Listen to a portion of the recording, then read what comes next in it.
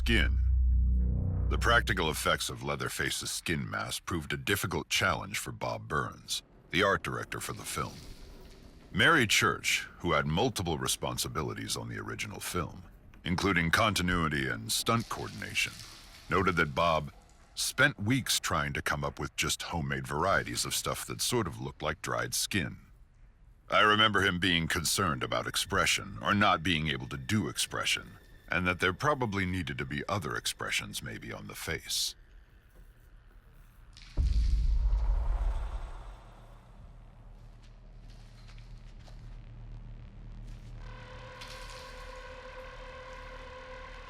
Fake blood. The blood splatter effect on Leatherface's apron during the Franklin death scene required corn syrup, food coloring, and a lot of spitting. Makeup artist Dorothy Dottie Pearl, director Toby Hooper, and even boom operator Wayne Bell knelt by Franklin during the shooting. As Leatherface slashed, the three took mouthfuls of blood and spit it at him. "For me, this was just a delight," said Bell. "I care nothing about horror movies, but this was pretty playful."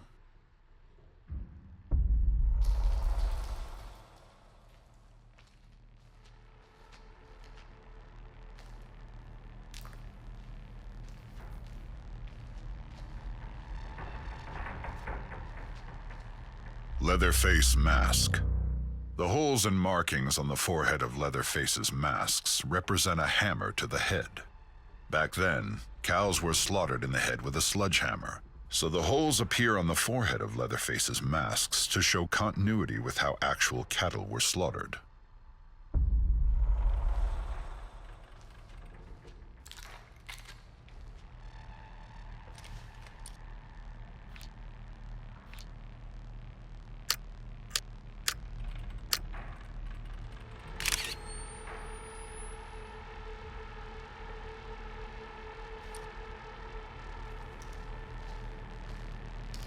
Leatherface speaks. In the original script, the infamous dinner scene was quite different.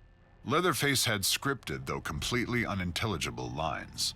As Gunnar Hansen recalls, they were written out. His first line is, "A-A-A-O-U-U-U-Ber," and then, "Abe-Goba Aji-Ima." According to Toby Hooper, these lines had actual meaning behind them.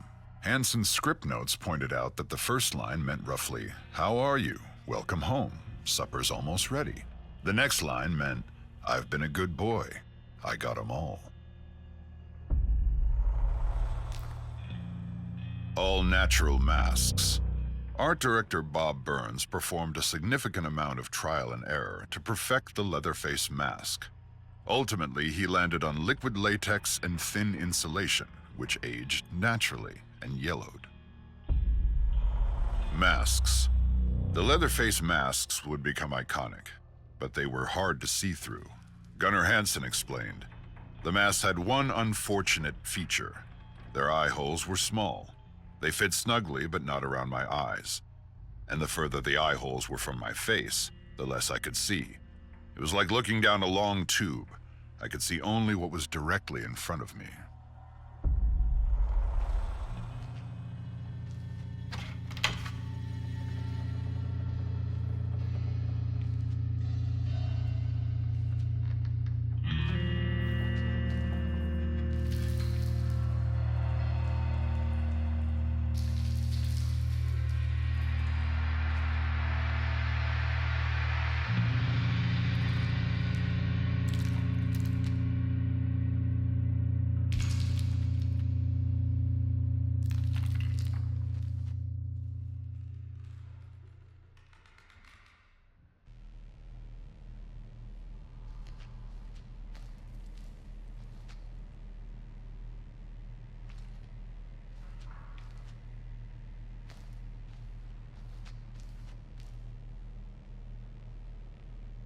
How the music is made.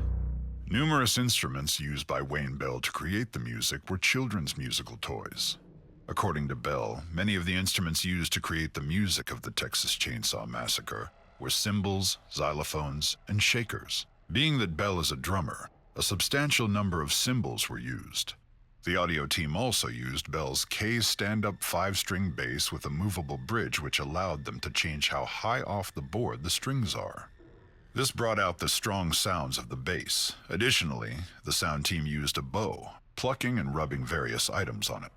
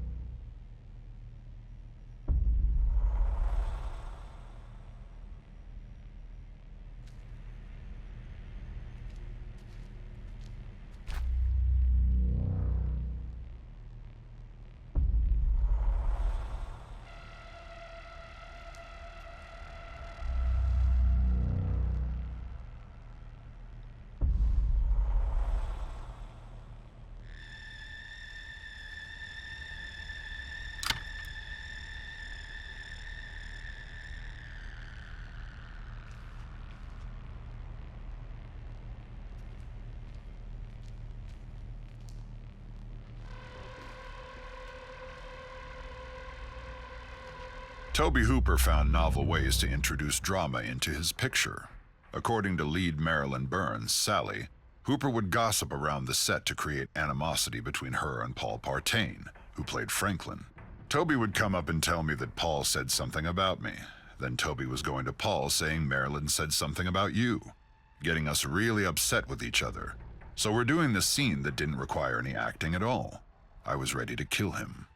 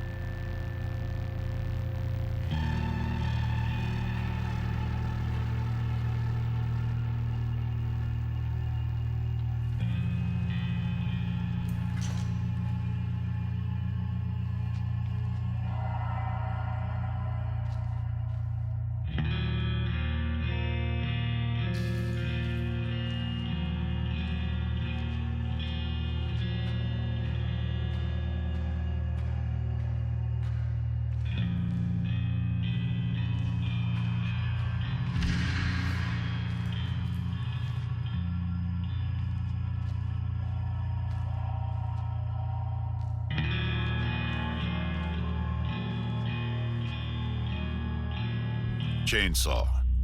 Gun Interactive digitally scanned an original chainsaw model that was used in the 1974 film, and then made the necessary adjustments to ensure it was as accurate as possible to what was seen on film nearly 50 years ago.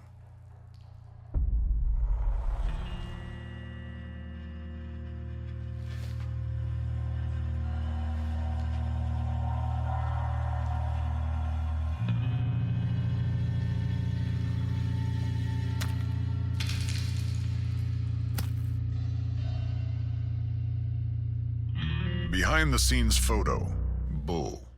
During research production for the Texas Chainsaw Massacre game, Gun Interactive's creative director Ronnie Hobbs, executive producer Ishmael Vicens, and brand strategy lead Matthew Zepp traveled to dozens of locations in rural Texas. Thousands of photos were taken to capture the essence and authenticity of the Texas countryside. During one of these trips, the team at Gun stumbled onto a farmhouse they thought was abandoned, but little did they know they would meet a new friend. A massive bull in a nearby gated field with horns that stretched 4 feet end to end. However, the gate itself was not closed, so the team from Gun found themselves face to face and only 5 feet on the other side of this open gate with this giant freak of nature. The Gun crew were initially terrified, but they carefully and meticulously walked around the fence while keeping their eyes on this massive creature. They were able to shut the gate, and any crisis was thankfully avoided. Real torture. During Sally's torture scene, her screams ultimately led her to shout, "I'll do anything you want," which Marilyn Burns later recollected was the dirtiest thing you could say. It was pretty damn serious. Nowadays, it comes out of everybody's mouth. Now they're doing it for free, they're jumping into it. But in those days, "I'll do anything you want," you just didn't say that. You never said that.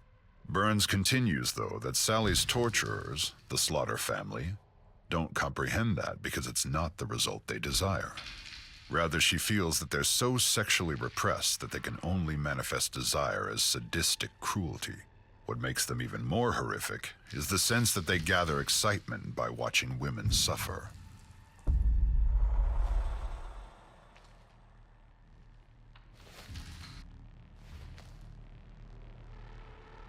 Maria Flores photos. Several of the photos used for Maria Flores' story were taken near a massive sunflower field that seemed to go on for miles. While stunningly beautiful, this area was also infested with rattlesnakes. Thankfully, The Gun Interactive crew persevered after a few close encounters with the venomous snakes, and were able to capture thousands of photos to help build the lore of our game's catalyst, Maria Flores.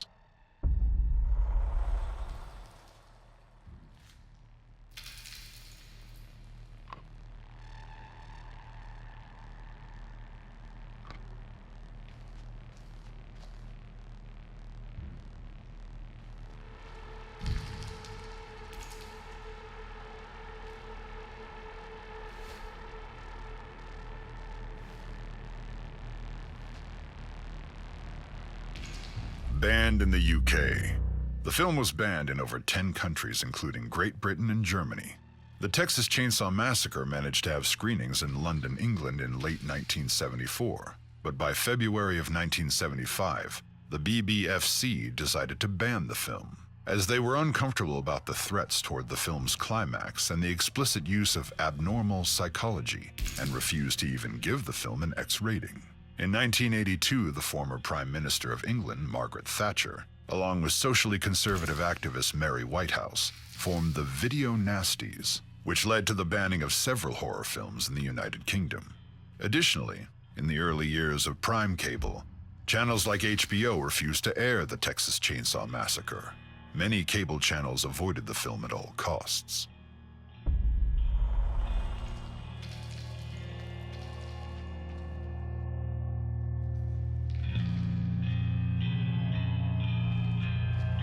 Playing with fire.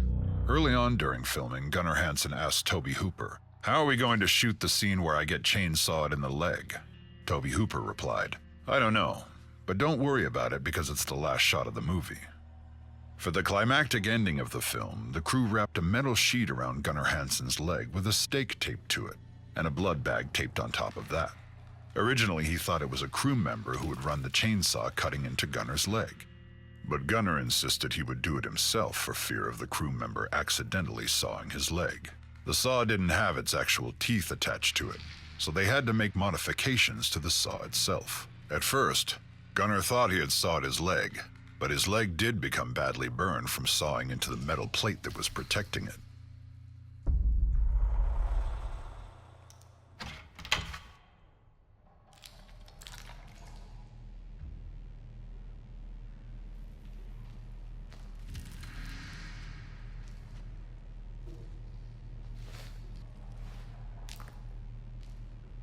Leatherface speaks. In the original script, the infamous dinner scene was quite different. Leatherface had scripted, though completely unintelligible, lines. As Gunnar Hansen recalls, they were written out. His first line is, "A-A-A-O-U-U-U-Ber," and then, "Abegoba Aji-Ima."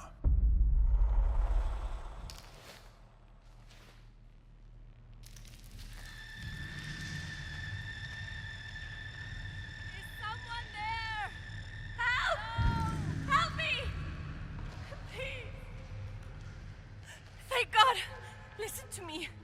My name is Maria Flores. Please, find a way to get me out of here. I'm begging you. I want to die. Please.